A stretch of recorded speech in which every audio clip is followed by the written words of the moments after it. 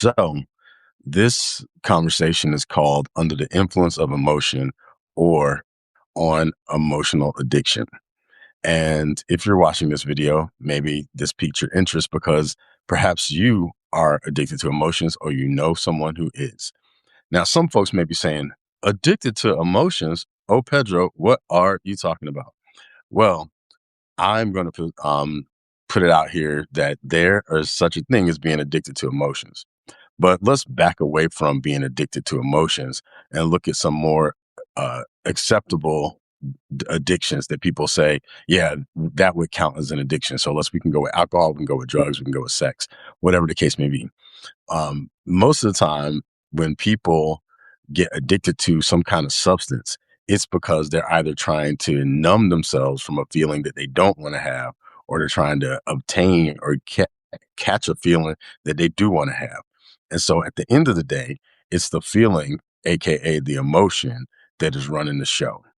And so to me, when I say people are addicted to emotions, I think that even if they're addicted to drugs or some substance or sex or whatever the case may be, it's all because of emotions. It's because for some reason or the other, they cannot manage their emotions. And so they're trying to control them using a controlled substance to be able to manage their emotions. But if they were able to rein their emotions in and work with their emotions, they wouldn't need the substance. Or if they used any kind of substance, it would be more with a mindfulness rather than numbing or trying to accentuate or kind of enhance a particular emotion.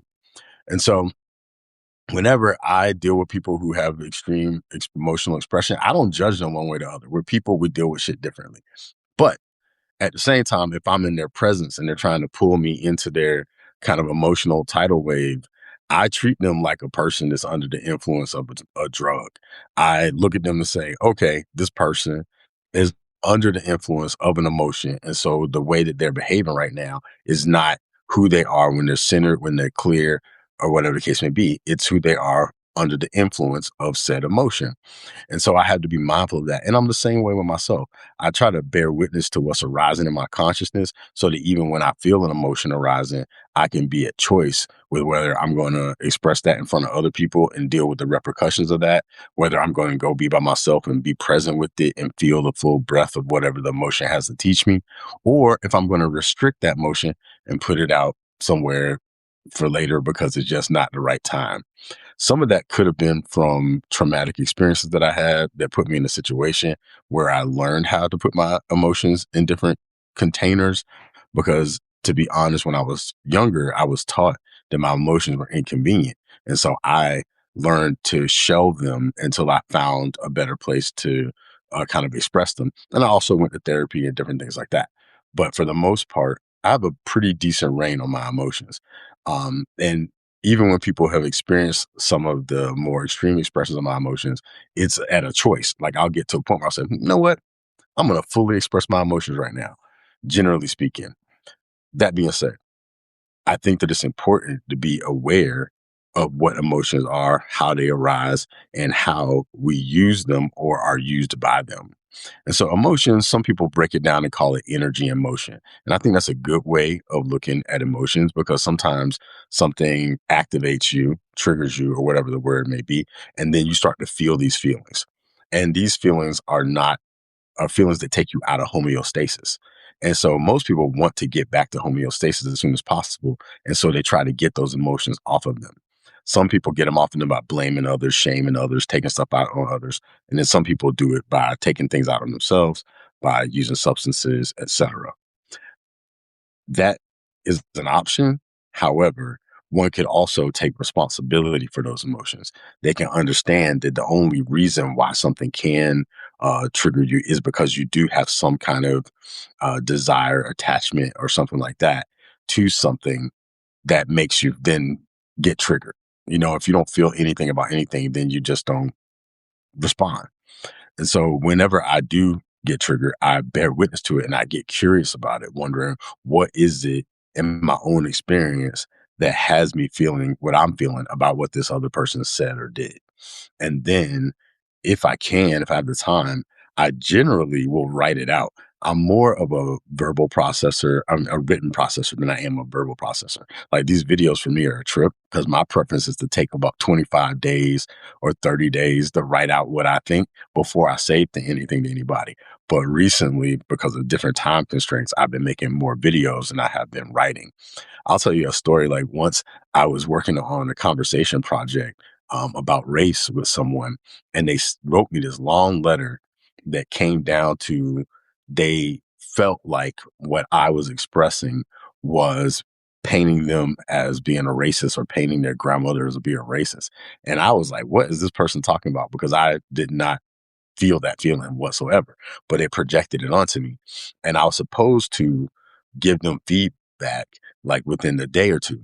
But every time I thought about giving them feedback, I also felt like cussing them out. And I was just like, I'm gonna take responsibility for this feeling. I really want to cuss this person out, but what is it that's going on inside of me that has me wanting to cuss this person out? And so I kept writing them saying, I'm sorry, I'm not giving you feedback, but I'm trying to work out my feelings. And so this person happened to be white. So then I ended up checking out this book from the library that basically was about like talking to white people about racism. I read that whole book. Then I thought about everything that I was feeling. And then I went back and forth because this is supposed to be in a professional capacity. And it was a lot of work I put in. I ain't gonna lie about it. But eventually I got to a place where I could understand where he was coming from. And I finally gave this person the feedback. And it was interesting because both of us grew from that experience. Now, would I say that every person should do that? No, I was in a professional capacity working on a project with somebody, and I wanted it to be the best project it could be, not just for the two of us, but for the other people who would be engaging it in the future. And so I was able to communicate to him in a way that he could understand. That's very inconvenient for a lot of people because sometimes a person can come at you with their projections that have nothing to do with you, and you don't know where they're coming from, and you don't have the time to understand, sit there and understand them or read a book or whatever the case may be. In this case, I took the time to do it, but a lot of times we don't. And so then we cut somebody out or we get into our feelings and then it just keeps going back and forth. And now you got two emotional addicts taking out their stuff on each other. My uh, invitation is to bear witness to what's arising with you and to the degree that you can take the time to understand what's coming up for you. Because if you don't, it's just going to start ping ponging all over the place. And so, yeah, try not to do that because we see what that looks like when you look at the news every day. That's a lot of people that's on under the influence of emotion.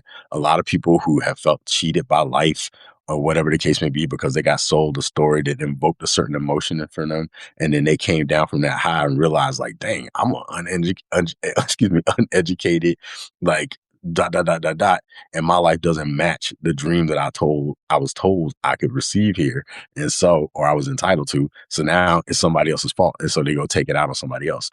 That's what a lot of us do. But we need a world where people can actually take responsibility for the things that arise inside of them. That's the new frontier to me, is to be able to be an explorer of your own internal landscape and witness what comes up for you, witness what arises for you and what you want to do, what your impulses are with that energy that comes up. And then be intentional about it, be creative about it, and then use what you've created to actually serve other people. Like that's what I'm doing with these videos. That's what I'm doing when I write things is I take all the things that come up for me, like all the stuff that I've been processing recently. It's been a lot, but I've done my best to not take these intense feelings and then let them out on somebody else, but rather witness what's arising inside of me and then take that emotional awareness and be present with it and then create from it as opposed to going into reaction. And then what happens is when you kind of go into reaction, your brain tries to justify that reaction. And then once you justify that reaction, that creates a sense of dependency. And now you got to keep finding like things that will cause you to have those same kinds of emotions. And then that's how you become addicted to the emotion because you end up saying like, oh, I got this feeling, this rush, whatever it is from this energy. I don't want to take responsibility for it. I got to justify the fact that I haven't felt it at all. And then you go out and you seek other people to help you justify having that same feeling. And sometimes you cause it. A lot of times people start shit, because they're addicted to an emotion and they need a reason or justification to express that emotion. And so they'll either get in relationships with the same kinds of people that triggered them in the past, or they will just push somebody else until they react in a way that justifies them expressing the emotion that they want to express, just like a crackhead. So that with all that, my invitation to you is that if you find yourself operating under the influence of emotions in an addictive kind of way, bear witness to it. Like, look at the emotions that happen in your life. Like, how frequently do you express the same emotions over and over and over again? If you find yourself expressing those same emotions or repeatedly, chances are you're addicted to it and you're basically causing other people to be your dealer or your handler or whatever the case may be, because you are so addicted to the emotion. You need something to cause that stimulus, and you're going to find somebody to do it, just like a person looks for a drug dealer. Sorry to reveal to you that you're probably a addiction addict. If this is your first time hearing this and you're feeling some feelings about it, if you're feeling some feelings about it, it's probably because it's a little bit true for you. It's a little bit true for all of us, but it doesn't take much to become mindful and get sober. And sobriety from an emotional standpoint doesn't mean you get rid of all your emotions and you become a robot. People used to say that about me. They used to call me Mr. Spock, say I was a robot and stuff, because I was always witnessing my emotions, and instead of emoting and expressing them, I would go write them all out and get them, like, look at them with a sober mind, and then kind of be at choice about what I wanted to express and what I didn't want to express. And people said humans don't do that. So this is me making these videos, is actually me being human, I guess, and doing it in real time as opposed to writing it out. But I got still a lot to write out. I've been writing ever since I found out about my brother being killed. I've been writing this thing about rage, and it's been a month or something, and I still haven't finished it, because every time I do, I actually start to go into rage, and I don't want to put it out there that way. I want to put it out there as informative, but not as destructive. And so I've been trying to kind of curate it and make it um, kind of express what I want to express without putting out any kind of toxicity, which means I may never put it out. I've written thousands and thousands of pages that I've never seen the light of day because it was parts of me processing, but I could feel that it still had the twinge of whatever um, toxicity that was there, and I just didn't want to pass it on to other people. So I just kind of worked on it myself, and some of it I'm still working on. But what I have processed in the most healthy manners I can, that's what I share with you. And I understand when all of us can't do that, but for those of us who can, I think it's a benefit to our society and a benefit to ourselves when we do it. So if you see this, thank you for watching. If you get anything out of this, please share. If you find yourself addicted to emotions, there's help. I don't know if there's like a 1-800 number or something like that, but reach out to me. We can talk it out, or find a therapist or a chaplain or someone you can talk to, someone who can be present with you as you express these things in a way that can kind of be cleaned and cleared and reflected on. And so then you can bring more of your truer self out into the world, because we live in a society that wants us to always be jacked up on emotions and high, because then this part of our brain shuts down and our prefrontal cortex, and then we can't make good decisions. And then we just do what we see a lot of us doing. So anyway, that's my little piece for today. Thank you for your time.